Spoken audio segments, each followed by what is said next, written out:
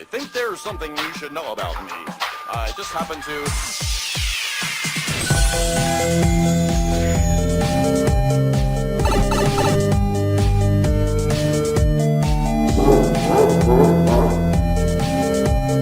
Outstanding. Let's go bowling. Wow! Hey Aussie gamers and honorary Aussie gamers from around the world. Welcome to episode 94. Today is Thursday the 10th of September 2015 and you're listening to the Aussie Gamers Express podcast. The podcast that is happy about getting mad. I am your host Lucas, also known as Luke One, and joining me this week is my good friend Sean, also known as Thorncliffe. How are you, mate? I am very well. And also joining us this week is our other great friend, Aaron, also known as Red. How are you, mate? Fantastically formal. I'm feeling, yes, quite the love there with Aaron. There was a reason for that intro there. It's one of my friends who had how should I put this?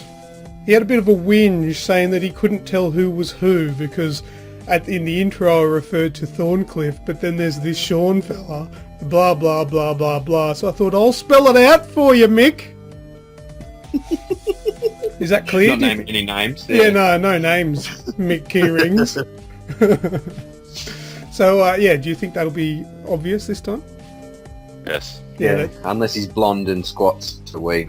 Yeah, he may do all the above, but anyway, before we start this week's podcast... we can just refer to Red later on as Feral Dave. Just to confuse everything. That's it. Alright, before we start, here's this week's show in preview. First up, we'll have Game Talk. After that, we'll go into the news. And in this week's news, we've got Metal Gear Solid 5 and its broken bits, dedicated servers for Rainbow Six Siege, Ubiland, whatever the hell that is, also Destiny 2 Point Slow, Battlefront... Sorry. The Battlefront beta, and also PlayStation overtakes Xbox. Wouldn't that be laps? Anyway, we'll get to that. After that, what's that sound? Then not so frequently asked questions, and this week we'll be doing Grand Theft Auto. Oh, lovely. Yeah, you might enjoy that one. And then Red, you'll close us up with your shout, and that'll be the end of the show for another week. Okay, first up, Game Talk. Red, tell us. Well, yeah, you picked me because I'm probably going to be the quickest again. We're talking about your bedroom life. Mad Max. I've played and reviewed that. I haven't quite finished it yet, in all honesty, but I've played enough to get a really good scope of what's going on, and fair to say, it is fucking huge. I do see a grind fest there for completionists. All right, I want to ask a question. If you play it me style, so Luke 1 mode, if you will, and just do the mandatory story missions, what are we talking? What type of game are we talking? 20 hours. Okay. I reckon. Maybe a little less, depending... Oh, well, it could be a bit longer because the way I played, obviously, Red mode, as we refer to it, as opposed to Luke 1 mode, I'm going to be a beefcake by the time I leave the first area, so everything's going to come just a little bit easier. I'm going to have all the power attacks and everything, so that's going to make the campaign aspect of it as such probably a lot shorter. But if you were just to go through and play the story mode and liberate the outposts, if you will, for a lack of better terms, you're looking at probably 20 hours, because the big leg up, I think, in Mad Max is you can go try and take an encampment, whether it's 1 star or 1 skull, 2 skull, 3 skull, 4 skull difficulty, and say you take out, say, all the snipers and the war crier and the defences and then die, or when you respawn, they don't respawn, they're already gone. So you can just knuckle it out and just keep pushing until you eventually do take it over. So I think it's a little bit player friendly in that aspect. I don't mind it, I hate getting right close to the end of one and then getting the shit knocked out of you and then having to start again. So yeah, I'm anticipating it to be about a 20-hour campaign without every level up being achieved. Fair enough. I'll just add this here because I with games like this that I try to power through a bit, especially with the massive big scope of them. I do like to play them the way that Luke plays them, with just going straight into the story and try and limit side missions and all that kind of stuff. But the way that it goes, it's got your missions, which are your main campaign missions. It's also got your wasteland missions and stuff like that there, and they kind of intertwine with each other as well. So as you're playing through, like, you might have to do a side mission to unlock the main quest line mission, or you've got to liberate an outpost, as we were saying, where in doing that it lowers the threat level in the area. So therefore, once the threat level is lowered, then it will open up the main campaign mission. Okay. So where I'm at the moment, I need to go through and liberate the outpost and do a couple of the little... at the moment, I'm looking to get my level 3 harpoon on my car.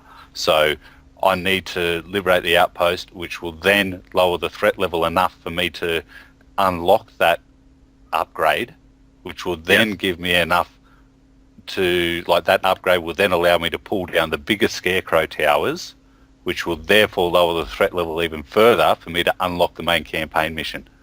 So there is a fair bit involved in actually getting the campaign mission through. It's not just like a start to finish, bang, bang, bang. It's just main missions are open all the time. Main missions are locked until you lower threat levels in the area. So in saying that, I'm having a ball playing it.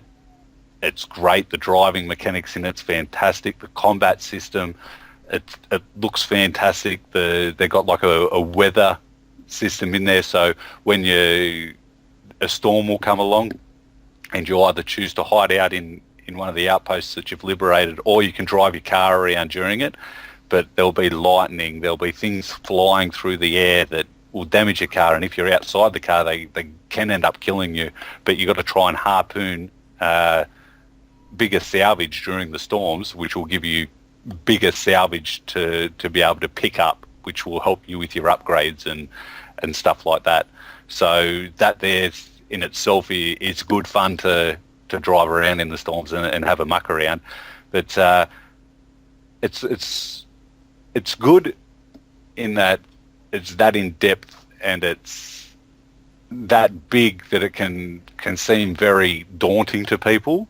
But very grindy, in saying that as well, it's great fun doing the things. Like, you'll be driving along the road from one area to another and you'll have 4 war boys get on the side of the road and they start chasing you. So then you're in a battle in your car to try and destroy the war boys' cars so what's they don't kill what's a you. war boy? And the war boy? What's a war the boy? war boys are the main bad guys in, So it's just in an Mad enemy. Max. So, yeah, it's Right. the enemies. And then there's different grades of enemies and bigger enemies that have different weapons, and the cars some of them have like an armor shield on them that you've got to break down before you actually start destroying the car. And yeah, it can take anywhere from like a minute or two to get to where you're going, up until like 20 minutes trying to escape the war boys or destroy their cars so they don't kill you. And yeah. All right, well, you and Very Red in-depth. sound like that you're having a good time with it, enjoying it. So I'm going to pop Yeah. my devil's advocate hat on here, and I need to get rid of the elephant that's in my room, because it's not a very big room and I'm getting squashed. There's one thing now, I've had the opportunity to play this game for a short amount of time, and there was one thing that became glaringly obvious at the beginning that I think may ruin the game for me, and that's the controls. I don't know They're where a bit different, aren't they? I don't know where they got the idea from that left trigger would be a good idea to make as your jump button, and the right trigger is your run button. Now, the Last of Us had a trigger button as a run, but that was probably as far as they went, with a bit outlandish. But it just, you can change the control scheme, but it really only swaps 2 buttons around: the circle button and the R1 button. Or evade RB, and shoot, RB and B, if you will, on the Xbox One controls. But it just doesn't sound right for me. I'm always going to aim and I jump instead, because left trigger's your aiming button. Yeah. I can't foresee myself really enjoying the controls. I think it's probably going to be one of the worst things about it for me. Yeah, and having it, was it the circle buttons to shoot? Circle is shoot. Yeah, that's weird Yeah, too. so that's weird as well. And I found myself in a game like this where it is very. I'm going to make a comparison here to The Last of Us, where you're picking up salvage stuff to build things, but ammo is very, very tight. So just a normal mind map where you'd usually push your circle to go in with an attack or something, you end up shooting them. And you're like, oh shit, I didn't want to do that because I've just wasted a bullet. And yeah, that can be kind of an issue. And I can understand where you're coming from with the L2 as well, because I had no idea that it was the jump button to start off with. And I'm in this area, and I read you were on with me, and we're running around. I'm sitting there going, "Oh, great! Mad Max can scale the side of a building or something like that, but he can't jump something that's shin high because he wouldn't run up it." And I'm sitting there going, and I'm pushing X to try and jump, or it just wasn't working out too well. But as you get used to it, and but then going back to playing another game, it kind of messes you up a little bit. Yeah, I can understand where you're coming from with it. But just to emphasise what Luke alluded to with the very small options of being able to change your buttons, I changed the circle and the L1 and the R1. Sorry, so I had to hold in L1 to aim and then R1 to shoot, and circle was then evade, which kind of because. As you just said, this ammo is sparse, and I'm running around, especially earlier on, trying to get the wangle of the controls, and you hit circle and you let off your only shotgun shell that you've got, and you go, oh, well, Jesus Christ. Yeah. And the whole having to jump it's almost redundant.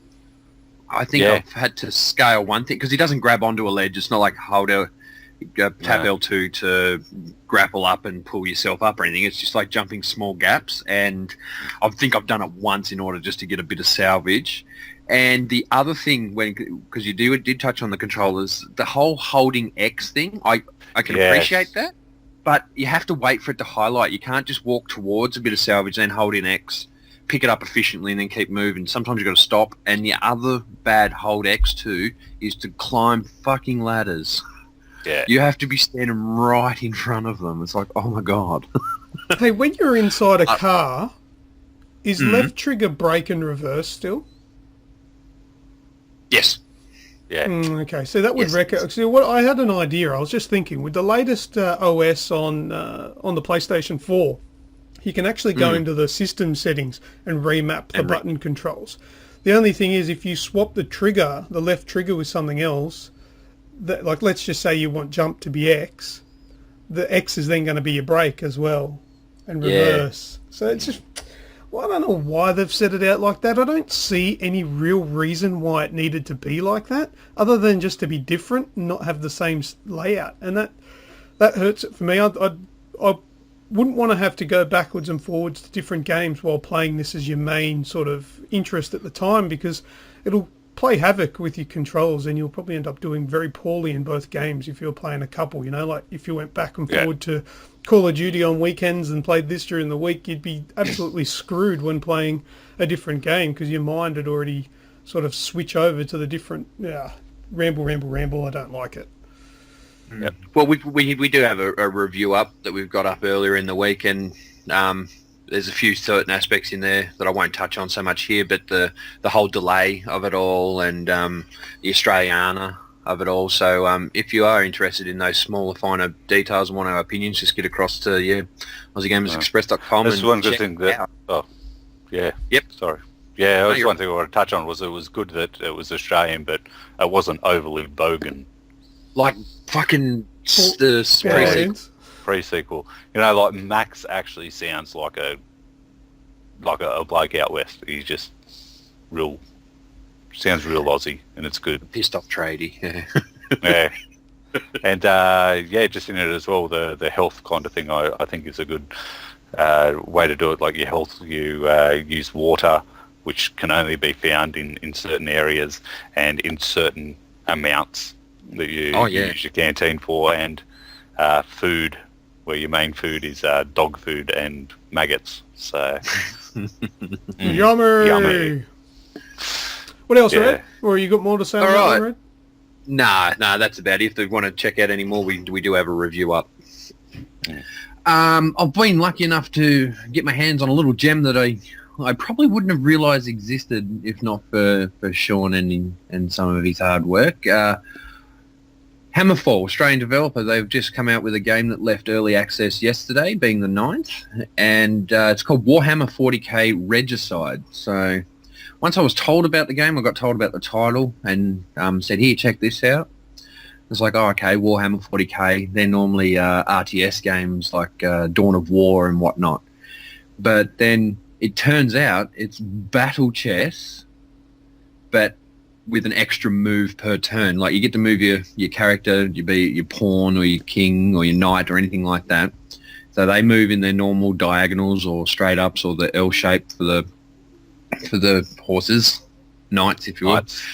But then it's got an initiative phase or an attack phase, which really brings the Warhammer aspect into it. Because, you know, if you've ever played the tabletop game, watched it or taken some interest in it or read a codex, each character can move so far, like distance-wise, you use a ruler. And then you roll a dice for an effective attack and then attack range.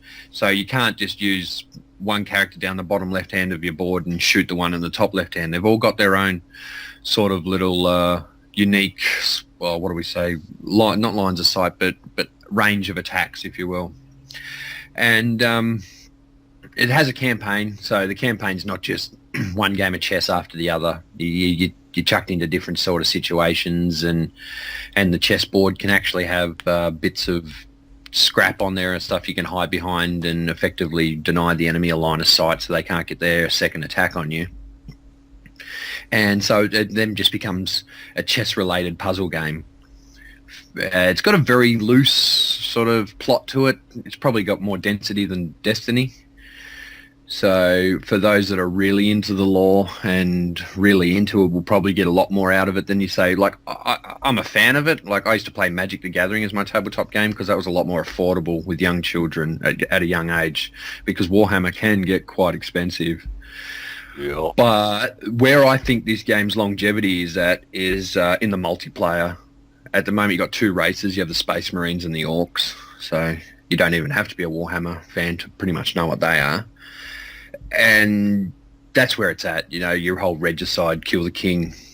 That's the main aim in chess. So I've played for probably about 6 hours. I've done about 20 of the 50 initial campaign missions, which I believe will be added to, and I dare say at a price DLC down the track you'll probably have other races and another storyline intertwined here or there, because there is so many races in the 40k universe. But as a chess player, well, not a professional one, fair to say, Nick will have a good old laugh at that, and a 40k enthusiast, if you will, it made for a really, really nice bond, if you will, of the two tabletop games of very different origins. So also, plug it again, Red, plug it again. There's a review up for that one also, so there's a few more finer details and the trailer and everything in there. And also, can't stress enough, Australian developer, after 2K went down the gurgler, there hasn't been a whole lot of stuff come out other than... Who developed Wanda? I can't remember who the developer was, but it was Australian. On the spot. Yeah, so it's good to see a few things come out of Australia. And I was running it at minimum specs on my computer. I couldn't quite beef it up. And the death animations and the blood and the splatter is well worth at least trying it out. So, yeah, I did enjoy that. Red, and with Regicide, you're saying that you've played quite a few of the missions or whatever. So I'm thinking chess. Yeah, I've played chess games that last for hours, so it's a fast-paced chess game. Yeah, well, say the first mission, you get 4 pawns. Oh, okay, You know, so it's not a full chess thing set up. Every mission's not a full chess match. like- No. And as you go through, probably your first 10's almost a tutorial, because you get a real quick tutorial, and they just keep introducing the different chess pieces in the form of 40k units. Okay. So yeah, it's more of a puzzly sort of thing with the constraints of a chess game, if you know what I mean. You can only move so far with each character and in their certain direction. So, and sometimes the enemy will have 8 units, but your target is only 1 at the back. sort of thing. So if you can work your way around and get a line of sight, and you can just take him out pretty quickly. That's why the game also offers a lot of side objectives to probably entice each game to go a bit longer. But early on in the piece, I was just trying to really get the hang of it, so then I could actually play skirmishes, play full chess games. Cool. So yeah, it can get by pretty quick, just with the 4 to 6 units per mission. All right, man. What's next? Metal Gear Solid. Well, Yeah. where has my life gone? I don't know what to say. You called me out on it the other day, and rightly so. I went, oh Jesus Christ, this is probably game of the year. And it's like, didn't you drop that Gotti last week with Until Dawn? I'm like, well, yes, I did, but this has now beaten it. Oh, whatever the latest game Red plays, game of the year. Skullgirl, kitty, kitty, kitty. You'd rather have excitement than it was decent, you know. It's That's that 90%. Hideo Kojima game, isn't it? Who's that? Got him. Yes, so you can spend half your game time just back at Mother Base, commanding your units to do different things and developing and research and creating new outfits. But the big highlight, I'll just go with the highlight of my Metal Gear this week, was changing maps, going from Afghanistan to Africa. Obviously, that's not too much of a spoiler because there's a map of everything that comes in the game. Yeah, that's true. So that was a highlight. Like I said to you, it's like, you get stuck in a sandstorm. We're talking about weather with weather mechanics in Mad Max. You're stuck in a sandstorm, and that lowers the sight of the enemy. But when you're in Africa, it'll piss down. You'll have big storms, and they've still got their line of sight, but they can't hear you. So it just puts a different spin on the game. And I find I'm scaling more of the environment in Africa. I can climb up a little bit more. I haven't found so many cracks in the walls. I think I've climbed 2 cracks in the whole game. Rising. On your time off. Found a crack and got right up in it again. But Do your so fingers fit in the crack when you're climbing? Or? I try and pry it apart, get a sniff. Yeah. But Just don't I get your could head just stuck. I could just go on and on about wow moments that Metal Gear has thrown at me. What I will say, also just to emphasise, is without reading your review, I'm plugging the shit out of our website at the moment. Without reading your review and getting the background story on the Metal Gear Solid and how Phantom Pain fits into the chronological order of things, it was still a really fun, intense espionage game. You know, I didn't need to know what was going on in order to be having the amount of fun I was having, but having that background knowledge that, Luke, you did provide for us all, it's made it just that bit better, if you know what I mean. And so, yeah, what a game. I'm just loving it, enjoying it. I find myself trying to take care of my responsibilities in an efficient manner in order just to be able to push everything else out of my life, including children and, the wife, that's her, just to play Metal Gear. And I'm so looking forward to this weekend because she's going away for the weekend to her mother's. I've got a brick outside for the kids, so I'll just hit them over the top of the head. I'm going to snuggle in with the dog and have a couple of bourbons, and I'm going to play Metal Gear to my heart's content. I'm really looking forward to it, so I'll stop there on it, and I'll just probably give you a highlight of the week each week when I say I've played Metal Gear again. Yeah, well, I mean, I must say that I definitely do miss the rains down in Africa because, yeah, it is quite good when it rains. It's very helpful. It muffles your footsteps, which means you can move around a lot quicker. So it doesn't take as long to sort of creep up on someone. You can walk a bit quicker without them hearing your footsteps. But I have to say that Metal Gear Solid 5, The Phantom Pain, has got the best open world game mechanic that I've ever played of any game. Take any open world game and I would prefer to play them like this. The way that you can bring in air support, get airlifts, get things brought in, get things taken away, choose your missions. You can stay in the level and just do the missions, or you can go back out to what's it called, the air Mother command, base? the air command center, whatever it's Oh, called. yep. Yeah, that's it, Air Command Center, the ACC, and you can organize everything on the fly. You can it's actually one of the only companion apps that I've ever used for more than 10 minutes. I've Yeah, used me too. companion apps in the past, but it's always been just sort of gimmicky.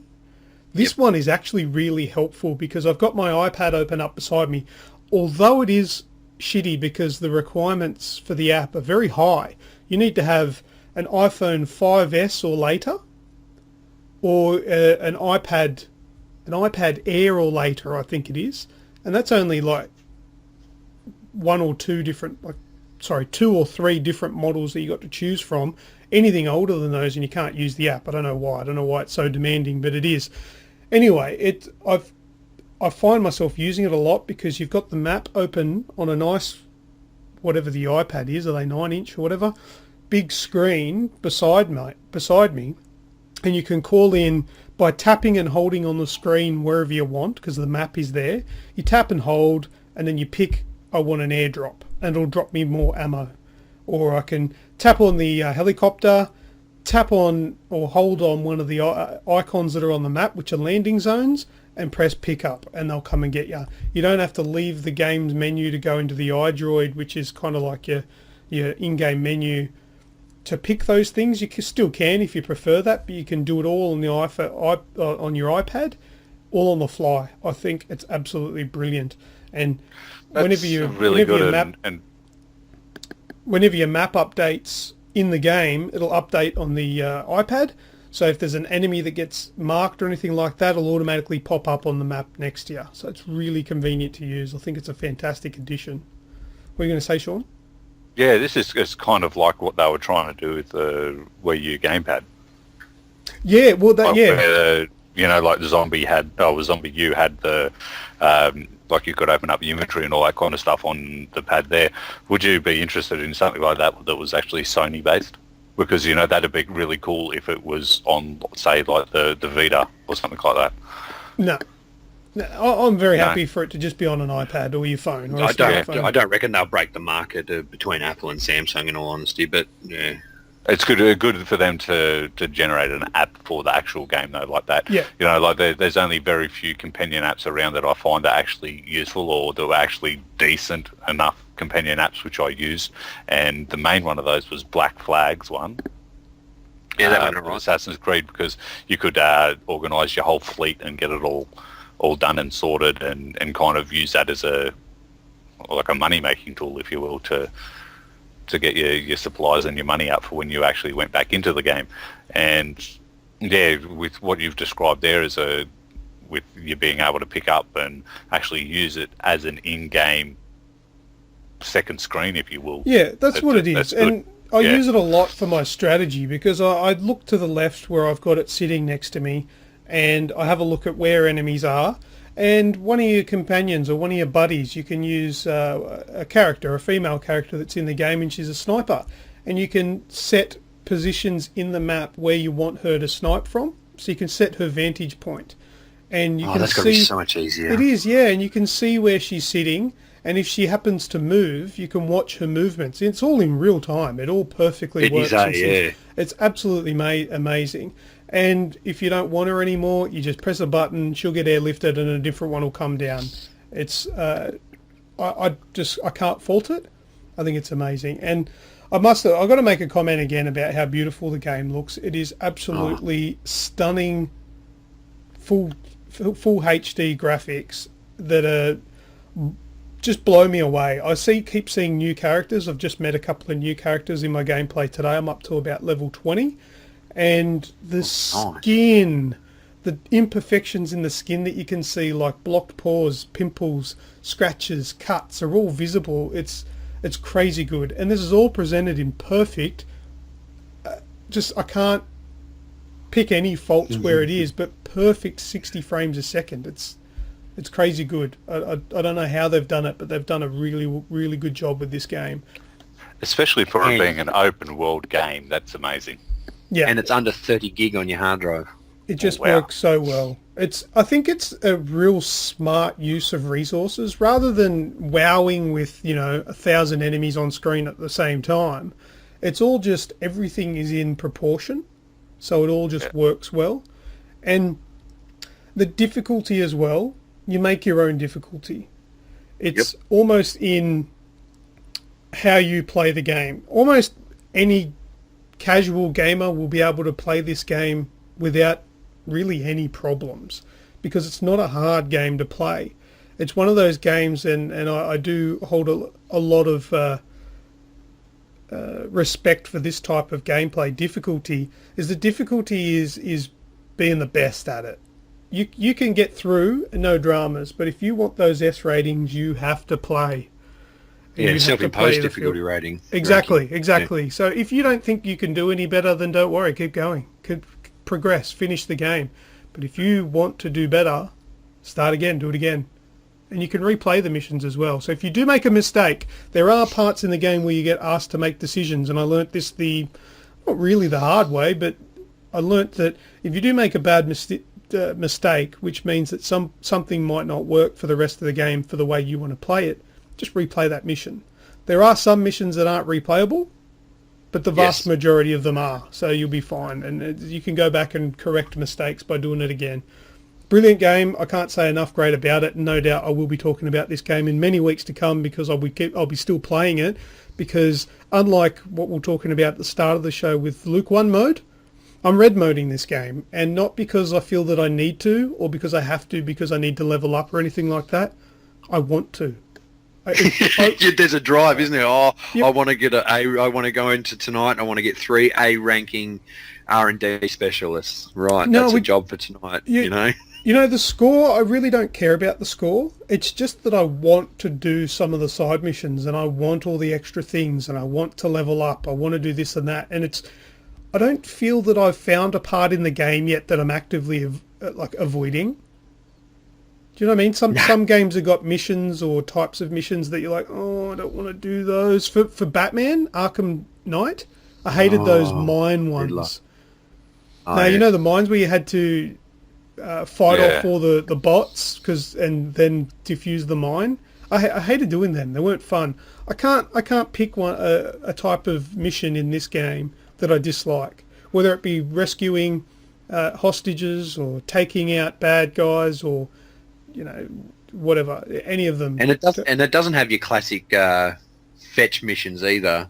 You go see this person, before I help you, you've got to go do this, you've got to go do this. You're not helping them like we come across the weaponsmith. You're helping yourself. That's it. It's like, fuck yeah, I'll go get him because it's for me. Yeah, and I'm that's going to it. be the biggest badass because I can take this from here and the stock from here and the suppressor from here and make my own gun. Yeah, that's it. I'm not doing it for you. It's because I want your expertise on my team. That's it. That's right. Your team. It's your combat team that you set up and you send off on missions. That's highly rewarding for the GIMP points. That's it. Fuck. And once you get that kind of working in itself, it's perpetual motion and when you do those missions, they're recruiting people for you, so you don't necessarily have to go out and try and airlift out this dude and this dude and this dude because you've AI doing it in the background because you've kitted them up, you've given them the correct vehicles or you've given them the correct weapons and you're doing R&D for your own AI and fuck. And doesn't Mother Base get real impressive when you start getting into it? It does. It's your home. Oh, protect it. Fuck. See, All right. I could go on. You got more to talk about, Red? That's all I've done, brother. That's yours? All right, Sean, Yep. tell us about you. Oh, I did Mad Max, Mm-hmm. which we've talked about at length already. Also tried the PlayStation Plus game this month, Grow Home. Oh, yeah, I haven't got that far yet. What's that like? It's weird. I'm really not 100% sure what's going on in it, and you know what? It's worth a fun stuff around. Well, you've got if to you want to, but build a plant and climb all the way up to go home or something? yeah. I really don't know what's going on yet, but How do you play it? I'm playing more. It's just as you're wandering through. Well, one he walks really weird and all that kind of stuff, but you use your like left and right buttons to Triggers? climb. Yeah. Yep. As a climbing thing. So you'll go over to a wall or whatever, and then you use your left and right to like climb up the wall, and then move around to grow. You've got to get to certain areas, and you push a button and it'll grow the plant in a different direction or higher or whatever, and then there's bouncy leaves that will get you up. But it's really difficult in that if you aren't close to it or you fall off, then you fall right down the bottom. You've got to start all over again climbing up. So they kind of gave me the shits after a little bit, so I stopped playing. But I will get back into it and have a bit more of a go. But yeah, it's just one of those indie titles that's out at the moment. I guess that just a stuff around one, really. I'm not really sure if it's a... With everything that's come out at the moment, I don't see much point in playing it. Now, the character that you play as is a robot, and he's named after a particular part of a cannabis plant, right? I have no idea, Bud. Bud. I I think that don't know stands for that, something, but doesn't it? I don't know what parts are on a cannabis plant. Why would I know that? Sure. It's like bio something. Keep talking, I'll find what it stands for. Yeah.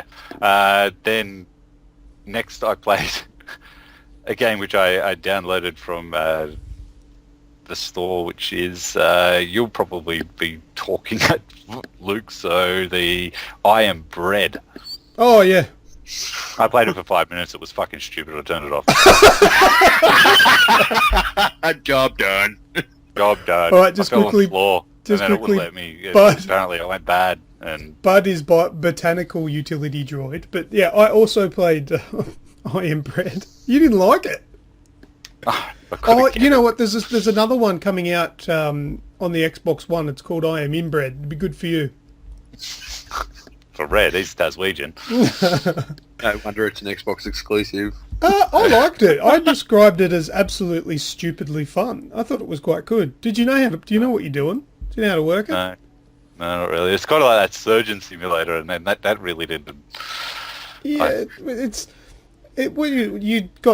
you just play it with LNR2.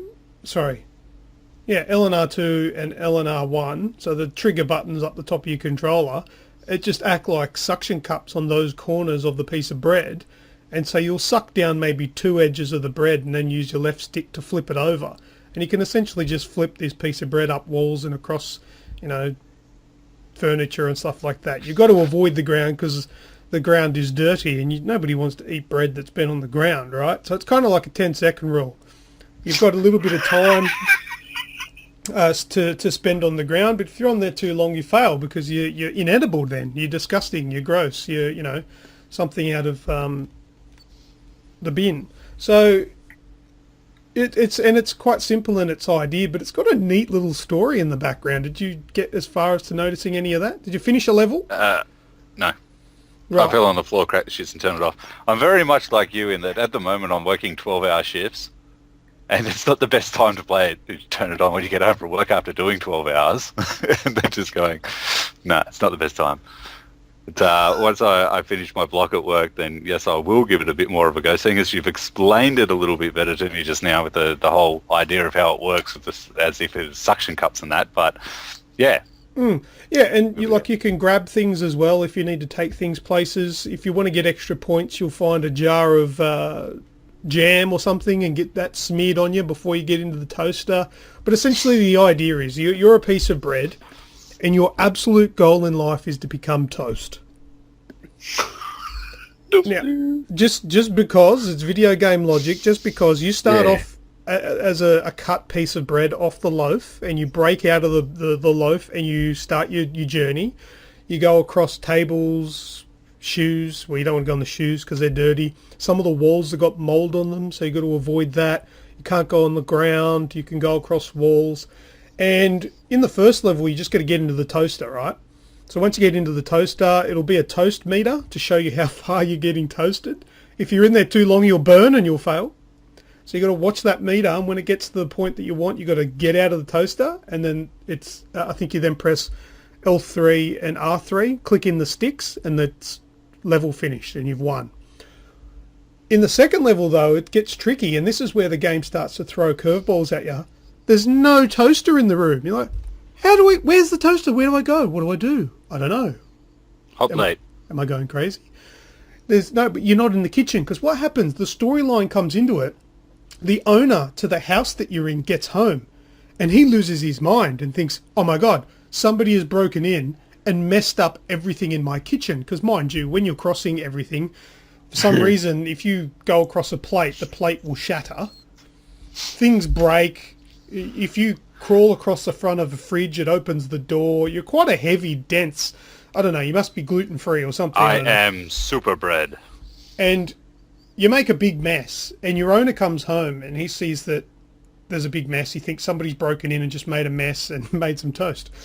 So what he does as an experiment is he puts everything that was in the kitchen into the lounge room. And that's why the next level starts off in the lounge room. You're not in the kitchen anymore.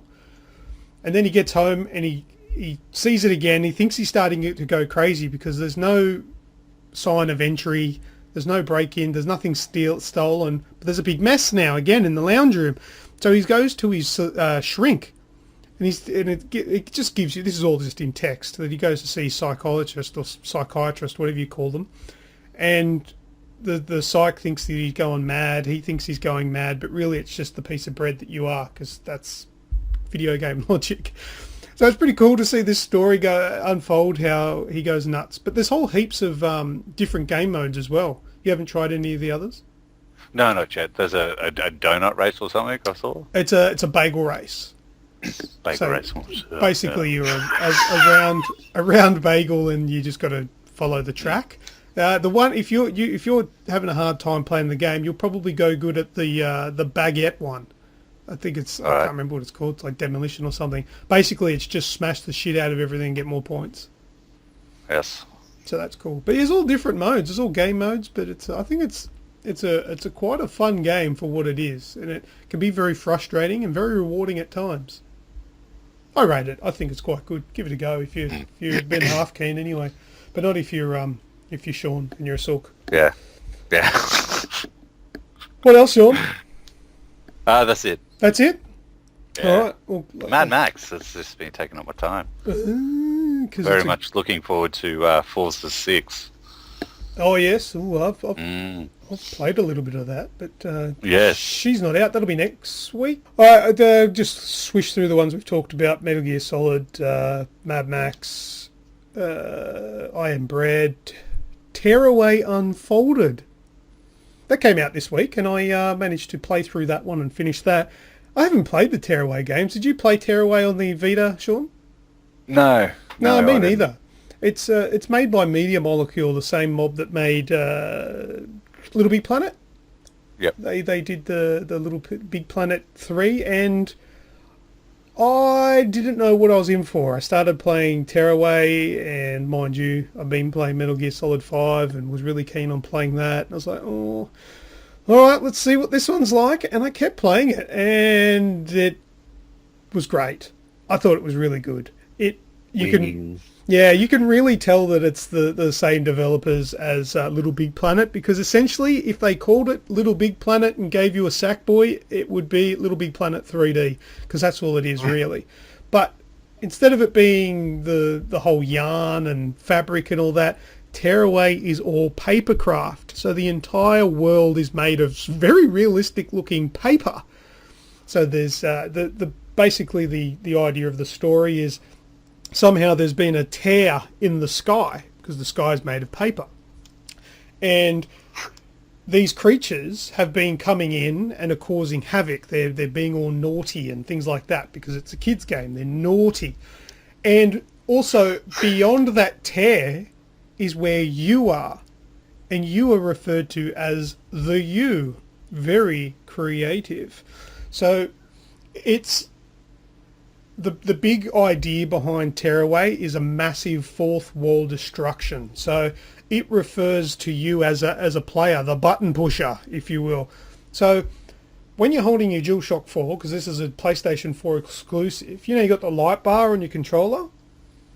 Yep. Well, that sort of plays into the game. So when you press the left or the right trigger, a light will beam into your game the shape of the light bar. So it's like the light bar is actually shining in on the world through the tear in the sky. Awesome. And the little guy down below is called a messenger. That's the guy that you ultimately control. He's your character.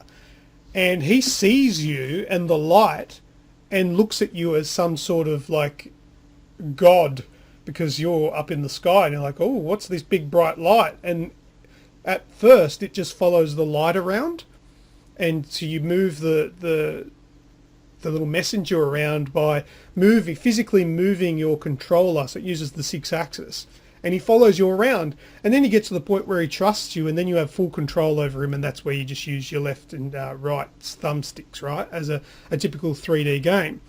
And this is, I'll say this front up, this is the best game that I've ever played that actually makes use of all of the different features of the DualShock 4 and the PlayStation 4 without it feeling like a pain in the ass gimmick. Yeah. And it uses them enough. It's not like it just uses it once and then forgets about it.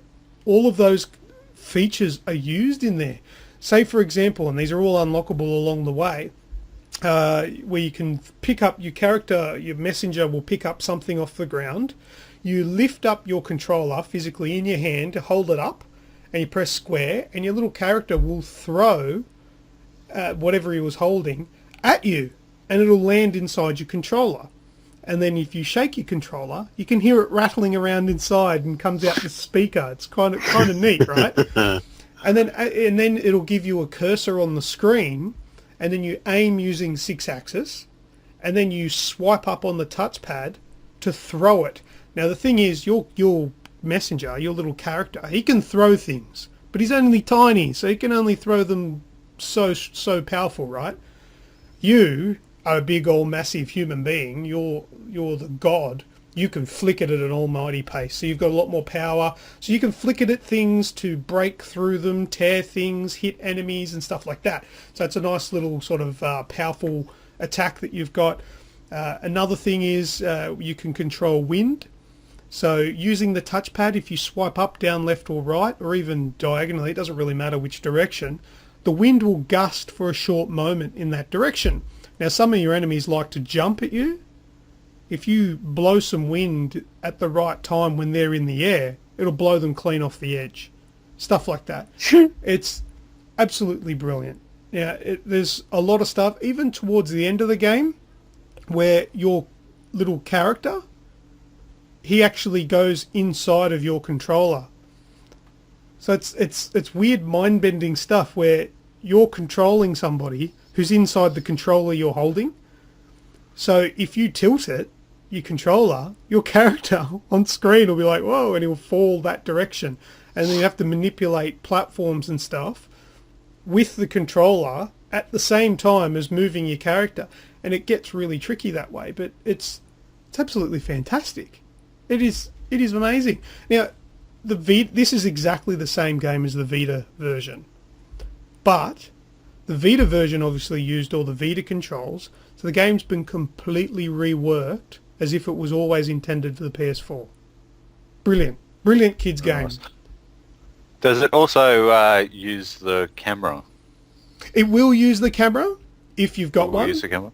but Yeah. I don't have one, so I don't know what it did.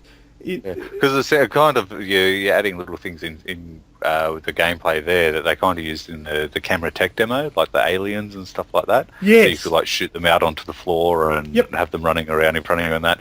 And I think Tearaway, I've seen little bits on there where it uses the camera and it takes pictures of you as the god and like will put you in the game. Yeah, While you're playing it? That's what it can do. Now, if you don't have the camera, you can use the companion app. But unlike Metal Gear Solid that has its own companion app, this being a Sony-developed game just uses the Sony app, the actual Sony PlayStation app. Ah, cool. So all you do is you just connect it up, you go to second screen, and it brings up like a whole brand new app that looks like it's completely built for Tearaway.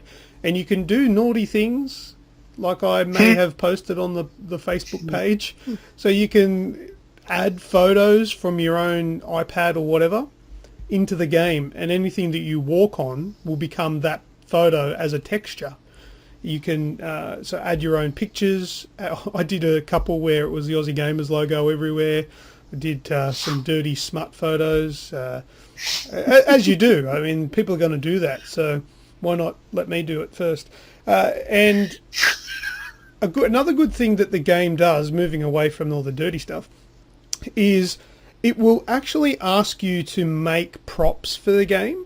So you might come up to a guy, like a person that you want to help, and he'll say, I need a crown, I want a crown, can you get me a crown? So then it'll bring up a screen where you can use the touchpad on your controller as use your finger as a pen, and draw a crown into the game. And mine were all Gumby and looked terrible. But then you give that person the crown, but then the crown appears in later parts of the game. So it becomes an actual part of the game. Same as it'll say, can you draw a butterfly wing? So I drew one butterfly wing. For the rest of the game, all of the butterflies that were in the game had my wings that I drew. So it's real customizable like that. It's actually really quite cool. Now, look, it is a kids game. It's not going to blow you away. It's not the latest, greatest, most amazing AAA game. But for a kids game, though, I could see this game being the bee's knees, you know, because it's really good. Oh, I'm thinking of it's a kids game, so let's put a naked Sheila with Aussie Gamers Express on her nipples. Yeah, well, that's how I work. That's what I do. I'm a bit weird like that. But look, that's all we'll talk about on that for now, because we're running well behind time. So I'll fast forward a bit. Yeah. No, I haven't done any of the PS Plus games. Gianna Sisters Dream Runners. We don't have time. I'll talk about that next week, but and I'll give that a little bit more of a go. That's a wow, completely different to what I thought it was going to be. But like as I said, we'll discuss that next week. I'm looking forward to hearing about that. Let's announce the winner of the Turtle Beach Elite 800 gaming headset.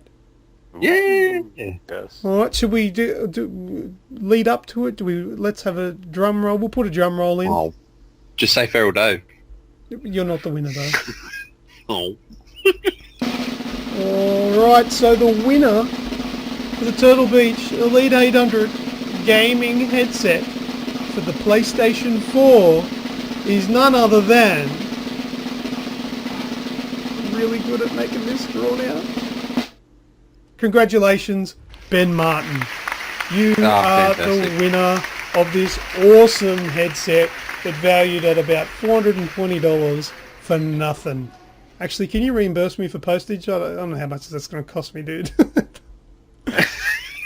He lives in Sydney, doesn't he?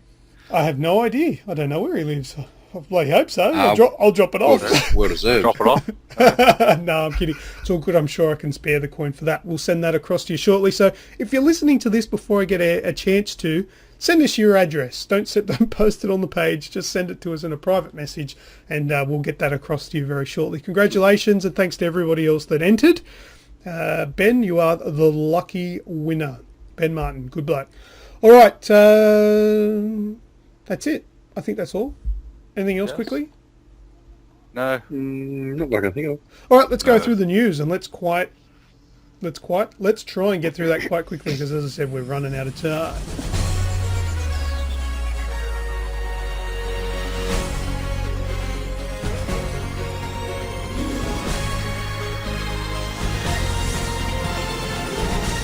Alright, first up in the news, game-breaking bug in Metal Gear Solid 5 The Phantom Pain. Just as Red and I have been going on about how fantastic it is, there is a problem with it. So, slight spoiler, but you might want to know about this. If you use Quiet, now I did tiptoe around this earlier because I didn't want to give it away, but I probably kind of have to now. Quiet is the female character that you can use as part of your buddy system, so she can come in and help you in the missions. However, if you use Quiet in mission 29 or mission 42, there is a chance that your save game will become corrupted. So don't do that. Keep that in mind. Now, I don't often use her, so I probably won't be at risk of this, but if you do like to use her, she's the sniper and can sight out enemies as well as take their heads off.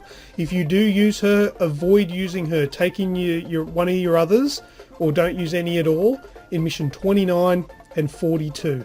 Okay, Konami have commented saying that they have worked out what the issue is, but they're currently working on a fix, and there's no time frame as yet. But if we find out when it is, we'll let you know, no doubt.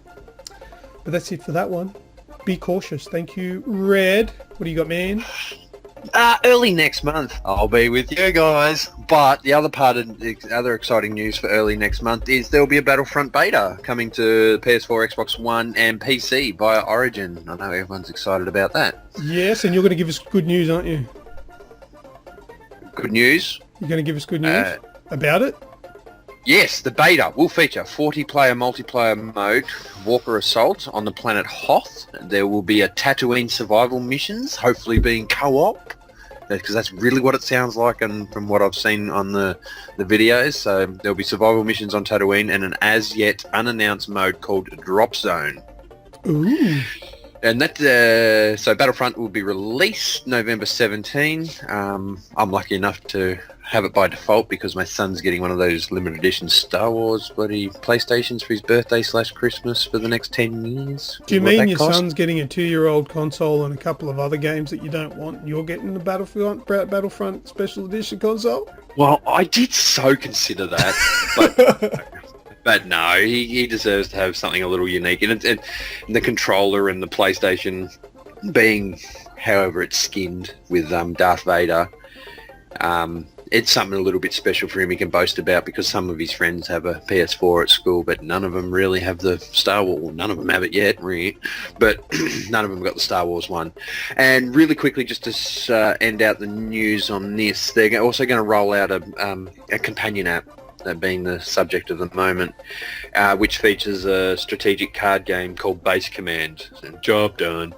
But playing Base Command, the companion app, will earn you in-game credits that unlock star cards, weapons, and more. Right. The There's one thing that you didn't mention about the beta. Can I throw it in there unless you've got it tucked away? So you don't know? Go for it. No. The beta is going to be open. So you don't have to pre-order, you don't have to have a code, you don't have to be special royalty. It's open. Anyone can download it as long as you've got the platform that they're beta testing, and you can download it and play it, which I think is fantastic. So I hate pre-ordering crap. So there you go. That's cool, I reckon. That's good news. Will you be able to cut open and hide it in a Tauntaun on Hoth? Let's just say yes, Sean, and we'll make you correct it later when you can't. All right, that's it for that one, Red.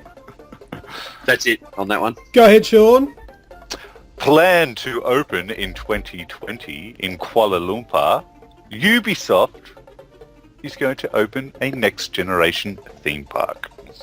Oh, is it really called Ubiland? No, I made that up. Oh, okay. Yeah. Where? Kuala Lumpur. In Kuala Lumpur? Yeah. Would they fucking just close their eyes and point to the world map? Yeah, something like that. What's Kuala Lumpur? Place where frame rate drops aren't an issue. Is that Malaysia? Yeah, but... Yeah. But why? Why? Have they got headquarters there or something, or...? Yeah, possibly, I'm guessing. Yes. So they what's his name? Jean de Rivière, good Kuala Lumpian name. Yeah. Believes the success of Ubisoft's Rabbids Dark Ride at the Futuroscope theme park in France proves the concept has potential. So they'll create the park in partnership with a Malaysian developer, RSG, who will own and operate the park while Ubisoft maintains creative control. So my guess here for rides is that there'll be a bottomless pit that you randomly fall into, and half of the people working there will not have faces. And I'm shotgun not going on a roller coaster, but Qantas is anything to go by. Hey, you rock up with your tickets and you have to stand at the front gate for 6 hours while they update your ticket. Yeah. Wow, this is the real Ubisoft experience. Oh, there's a syndicate guillotine. Strictly one ride per person. How come all these French people have British accents? Because dollar signs. All right, well, that's cool. We'll keep an eye on for that. Well, let's get some tickets. Sean, work on it. Yep. Yeah. Good job. Great. All right, next up in the news, I've got Destiny 2.0. It has a big update coming.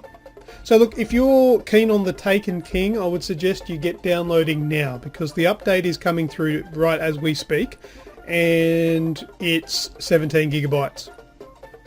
Oof, fucking hell. So they made the game again and are downloading it instead of putting it on a disc. So what it is the 17 gig includes new audio files for Ghost. Okay, so rest in peace, good old Dinklebot. He's gone. Peter Dinklage no longer will be the voice of Ghost, and it's going to be replaced by none other than Nolan North. You can have a listen to it now, because when you download this update in about 6 weeks' time because of the Australian broadband, it's all there now, so you don't have to wait for the Taken King to come out.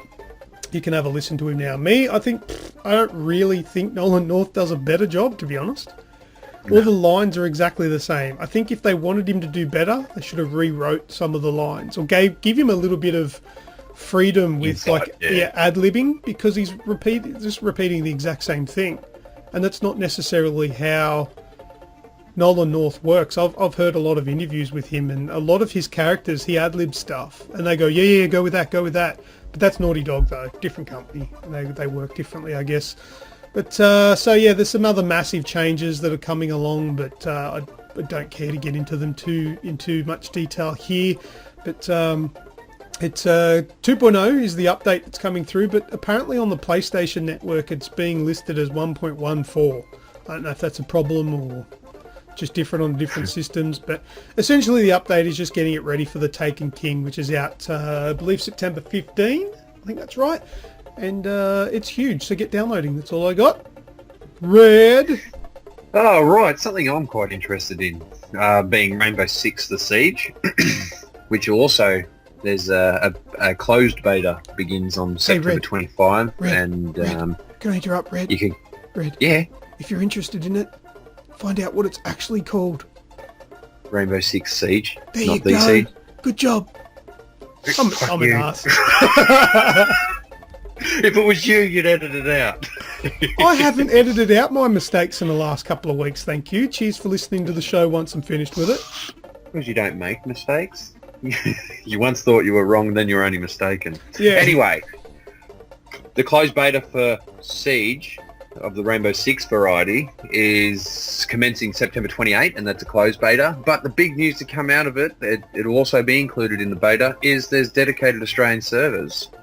Ooh. And they'll be run through the Microsoft Azure data centers located around Australia. So they've come out and said local servers have been a priority from day one, and they just want to give us Australians the same sort of quality, I'll say loosely, that the rest of the globe gets. So dedicated servers for an FPS, probably because it's so technical and so team orientated that it probably become quite a priority for them. So I couldn't be happier. That's about it. Good stuff. All right, Sean.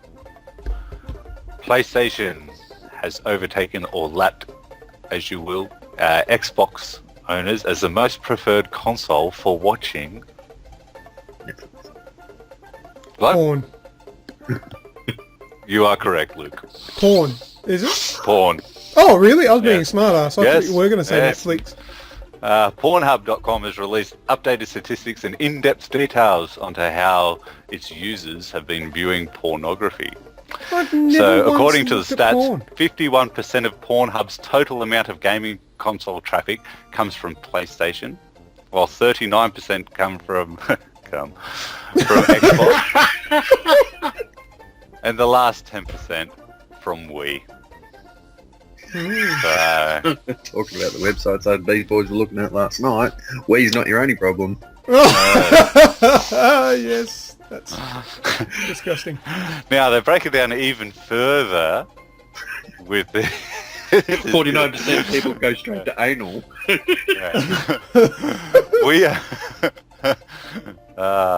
PlayStation owners spend 9 minutes and 39 seconds per visit. Oh, the status. And view 7.3 pages in those 9.5 minutes. Xbox owners spend 9 minutes 1 second per visit, 7.5 pages per visit, and Wii owners spend 8 minutes and 23 seconds. PlayStation They're doing it have the 6 most times in searched a row. terms as mum, milf, lesbian, teen, and hentai. Xbox, lesbian, teen, mum, milf, and hentai. And Nintendo has hentai. It's the top one. Well, that not surprise me. Lesbian, Japanese, teen, and anime. So, according to the site, 91.5% of all console traffic is men. Of course bunch it of is. wankers. Yeah. Right. But according to the stats, women spend, on average, 8 minutes and 1 second per visit, while men spend 7 minutes and 9 seconds. Yeah, but you know on what the that. problem is with that statistic? About, I reckon, probably 98% of those women are actually blokes that change their profiles. Yeah. Yeah, I'm a female When you look gamer. at it, though, the women gamers tend to look up the phrase lesbian ass the most. And, yeah, they search the phrase doctor 725% more times than men do. Doctor? So, yeah. Like there it is. Dr. Porn, or are they trying to self-diagnose? I don't know. Right. Wow, there's a lot of porn Now- talk on this episode. Now the favourites. I'll just add the last one in there. The gaming community's favourite porn stars include... Come on, who's the number one? Oh, At the moment. I don't know their names. Sure you don't. Apparently it's Kim Kardashian. Oh. She doesn't really count. Yeah, she's got her fingers in every pie, I guess. Is that, yeah. is that any good, her porno? No. I haven't seen it. I couldn't imagine it. So I've heard. Oh, yeah. I've seen it. Oh, Ray J. Yeah. Who? Yeah, anyway. That's the guy she did the porno with. Ray J. Yeah. Yeah, top bloke by the sounds of him. Righto. That's good porn stuff. I think that's all our news, isn't it? Yep. Yes, that will be. Awesome. We're caught up on time, which is good because we're blabbering. I think it's time for What's That Sound? Funny, the porn section was the quickest. So it should be. think it's time we stop. Children, watch that sound. Everybody look what's going down. All right, What's That Sound this week? Last week was a hard one. Now, no one got it. The only person that managed to get it was Red. Never mind being wrong. Nobody's right. Yes. If everybody Now, how did you work that out, Red? I was playing a game of Hearthstone. No, I lie. I was quickly scoping around on YouTube trying, because we only got 3 guesses each as admins. So I thought, could it be this? I went and listened to the trailer. Could it be this? I went and listened to the trailer, and then I twigged, and I probably almost abused my privileges as a Aussie Gamers admin. So I logged into the Aussie Gamers YouTube channel and went through the history. You Fuck your cheeky, Dropbox. I'll just go through your history. you cheeky son of a bitch. And you were mildly impressed. I was. I knew you wouldn't have cracked the hits or anything like that, but you went, yeah, cool. I like that. Yeah, I did. I give you. I Rain Man it. I give you credit. I am pretty crafty, and I usually think of things like that, but I didn't think of that. That's why I gave you kudos for thinking of that little cheeky cheat. But thanks for you telling me that. I have remedied that. I now use. You logged in your own now. Yeah, I log into a different account now. So when I'm searching it, because that is the easiest way for me to actually get these sounds. So yeah. It was Hearthstone. It was the Goblin Auto Barber. Yep. So that was very, very obtuse. However, it was a game that most people would know, specifically people on this podcast and the admins. It was right under your nose, but I still thought it would be pretty tricky, and it was. You had to cheat to get it. So good on me. How good am I? I'm awesome. Thank you very much. I'll sign things after the show. Keep your Ocelot revolver. Yeah, that's it. That's not going anywhere. You know what I was going to give? What the prize I decided was? What? My Halo Master Chief figurine, which is from Halo. Wow. It's from Halo 5, I think. I'll be there to collect it at the end of the month. You're not getting it. You cheated. I got it right. You did get it right, but you cheated. I got it right too, Red. before you, but I cheated too. He did it. He didn't cheat. He misinterpreted the rules. Yeah, you can tell you've done that a few times in your lifetime. All right, well, let's get on to this week's What's That Sound? But there's 5 of them. Oh, okay. Do you remember those, Sean? Do you remember them from a while Yes. ago? This is a Get my pen compilation one. Yeah. So there's 5 and they're really quickly, okay? So see if you can get these ones. Have a listen.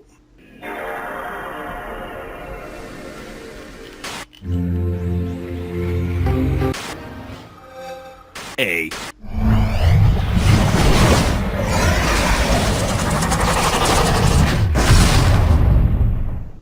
Boom, that's it. The last one's long. There's 5 Alright, of them I've in got there. 3 of them. Can you play it again?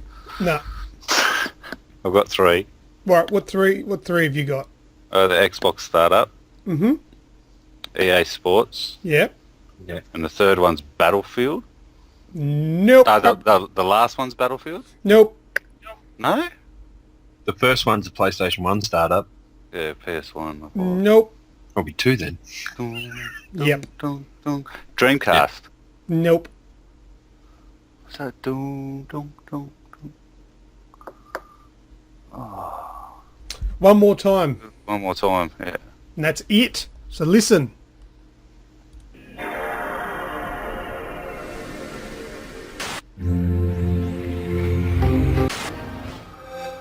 A.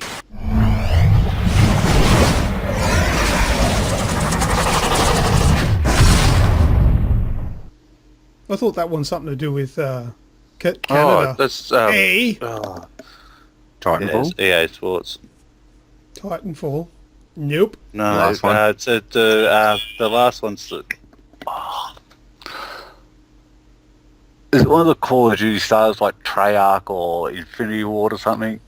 No, which one's that? The last one. Nope. Nope. Oh. I like that. What's that sound though? The format. Yeah. He got me fucked.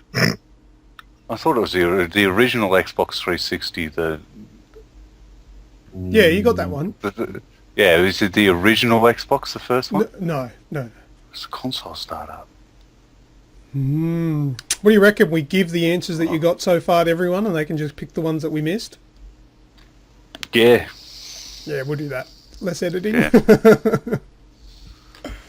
All right, well, if you know what the sounds that weren't known, try and get all 5 of them. Obviously, it was a little bit cryptic with the way that the guys were giving the answers without sort of knowing which ones they were talking about. Put them in order. Say 1 is this, 2 is this, 3 is this, 4 is this, 5 is this. And if you're correct, I'll send you as a free game.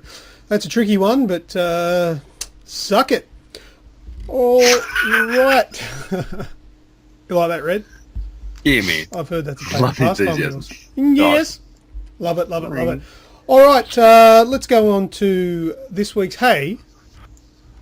What do you reckon for a name change for Not So Frequently Asked Questions? Gaming University. Oh, wicked. Let's go Very nice. into Gaming University and learn some shit. What do you reckon? Yeah, man. Sounds good. All right, so this week is going to be known as Gaming University. Let's go and do that now.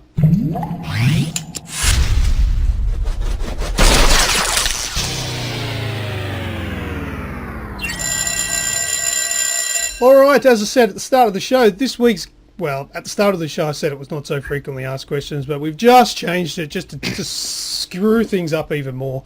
Gaming University, this week we're going to learn about Grand Theft Auto and the series. So you ready for this one? Yep. Absolutely. They're pretty cool. There's not a lot of points, but because I kind of culled a few of them thinking that they weren't really that interesting. But the first one here, the original Grand Theft Auto, do you guys know what it was called before it was called Grand Theft Auto?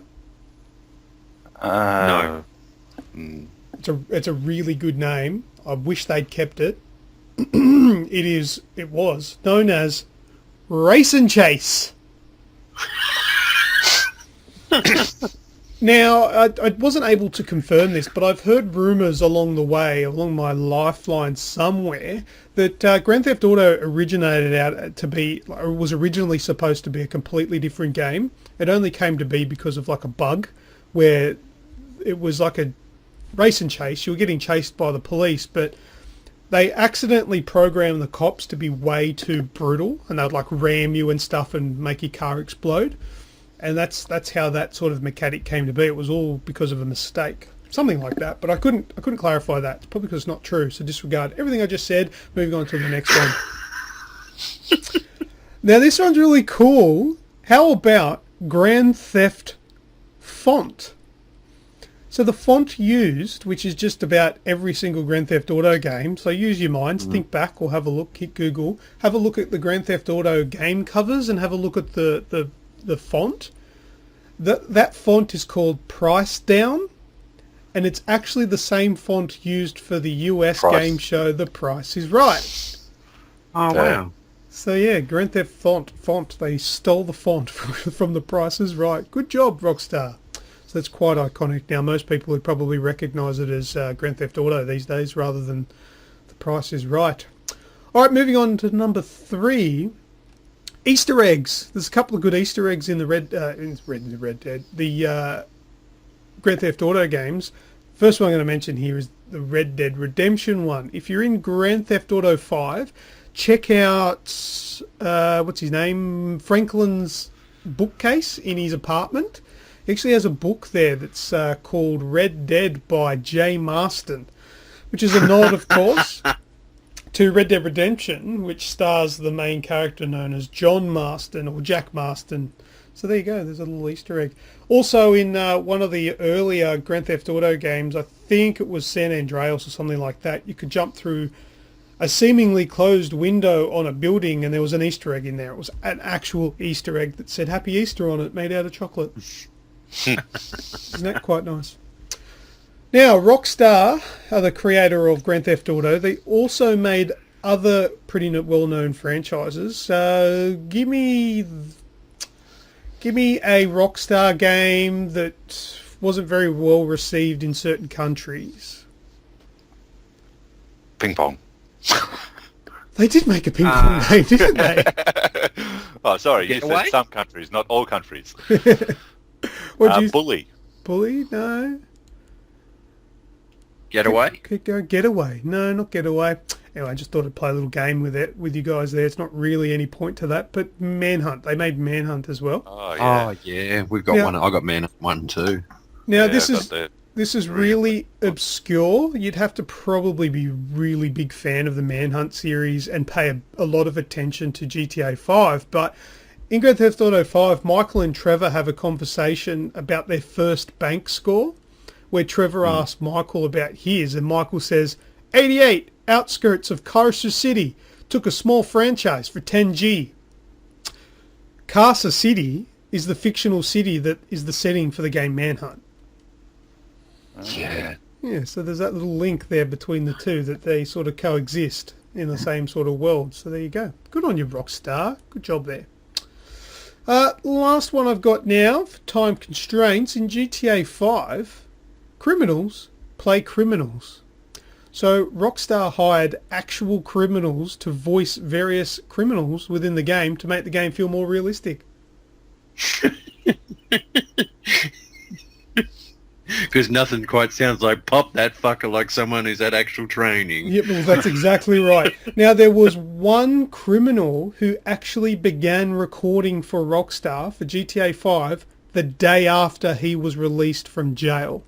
I remember that. So there you go. Have we learnt something today in Gaming University, boys? Yes. And do you have any questions? Raise your hand. I can't see any hands because it's just a Skype call. I guess we'll just move on. Did you like those things? Yes. They're I love GTA. They're pretty cool. So And I dare say we'll probably learn a little bit more about GTA when that movie comes out too. yes, They do- that's either out or coming out really soon with It's in Daniel post-production. Radcliffe, is it? is it Yep, that's- Harry Potter, isn't it? Yeah. Yeah, Harry Potter, the guy who plays Daniel Radcliffe. That's right. Have you seen that meme? Going off topic, that meme with Daniel Radcliffe, and it's No. like Want to buy some magic? no, it's just there's a picture. It says Daniel Radcliffe, and then it says normal Radcliffe, and it's just a cliff with a fucking hat on from the 80s. Yeah. Stupid. Oh. Don't I actually go watched looking the for show it. with him in it the other day, and it was really quite good. And I was always thinking that when I saw him in things, I'd go, "Oh, you're always going to be Harry Potter." You know, I do that with some actors. And I watched it, and he was actually very good in it. It was the Young Doctors, Young Doctor's Notebook or something. It's on Netflix. It's really quite good if you're interested. So. Well, thanks, Sean. You just put the gay in Aussie Gamers Express. Let's go on to this week's Shout Red. All right, I'm going to try and pronounce everyone's name right this week. Right, first and foremost, big shout goes out to Adam Haddle. He was our first cube winner of our first cube giveaway. So Oh, yep. shout out to you. Thanks for getting amongst it. Brendan Brownie Brown, he was the first man to chuck up his hand when I put the Spyro picture up and said, who's going to be a manly man and say you played this game. There was a little purple bloody dragon. Brendan Brownie Brown, as you can imagine, with all those platinums, a bastard. Anyway, Ross I've- Mark I've once again never and played Richard it. Piddington weighing in on their thoughts on Nolan North versus Peter Dinklage with the whole ghost ordeal in 2 Point Slow. It's now trademarked. And if he hasn't already got enough from this fucking podcast, Ben the Benefit Martin for his bread puns about your I am bread. Oh, Review. those puns were great. Yeah, They were good. another plug. Yeah. Another plug. I'm going to start getting paid for this shit. You can check big out shout the review on www.aussiegamersexpress.com. That was redundant because now we're at the end of this show. How are we? Thank Keep you to all going, those mate. guys, part of the shout. You're all champions. Thank you very much for being part of our community. And congratulations, Ben Martin, again. Big prize coming your way. Son of a bitch. You maybe should drop it off, then we know where to go knock it off. No, I'm going to post it. I'm going to say I posted it. Oh, it got lost in the mail. Oh. Fuck, Luke, you're coming through awfully clear tonight. Cardi. Nice. Yeah, all right. Well, I think that's us. We're done. Sean, I think it's time for you to take it away. Take it away. Now that we're at the end of this week's show, please take the time to head on over to Facebook and give us a like. We're heading very, very fast towards 4,500 now, so let's get up to 5,000 by the time that we come to Expo at the end of the month. That's www.facebook.com/AussieGamers2012. If Twittering is your thing and using the Twitterverse, follow us on there at AussieGamers12. YouTube, Aussie Games Express, where you can get access to our large video vault for no subscription, no charge, absolutely free. Head on over to YouTube and search Aussie Games Express and subscribe, comment, leave some feedback, all that kind of stuff. All our latest news and reviews can be found on www.aussiegamersexpress.com. Great reviews up there. Which ones have we got up there this week, Red? Mad Max, I Am Bread, Tearaway, Grand Theft Auto. Regicide, Metal Gear Solid, Metal Gear Solid even. Cute Things Dying Violently. Heaps and heaps of content up there this week, and it's getting updated all the time, so head on over there and make sure you put it in your favourites, you know, click that little star box up on your Or your even sheet, better, your search bar. even better, if anybody Right. uses Feedly, Feedly's a cool site that you can punch in all the different websites that you want updates from. Put Aussie Gamers Express into your Feedly and it'll just bring up all the news items as they get posted. Yes, That's what great I do. idea. That's what I do. Do you do that, Sean? Yes, yeah, I've got that on there on my I Feedly. bet you don't. Just gave you the idea now. I do. didn't I? Liar. Well, that's where I Prove get it. on my news from. Prove it.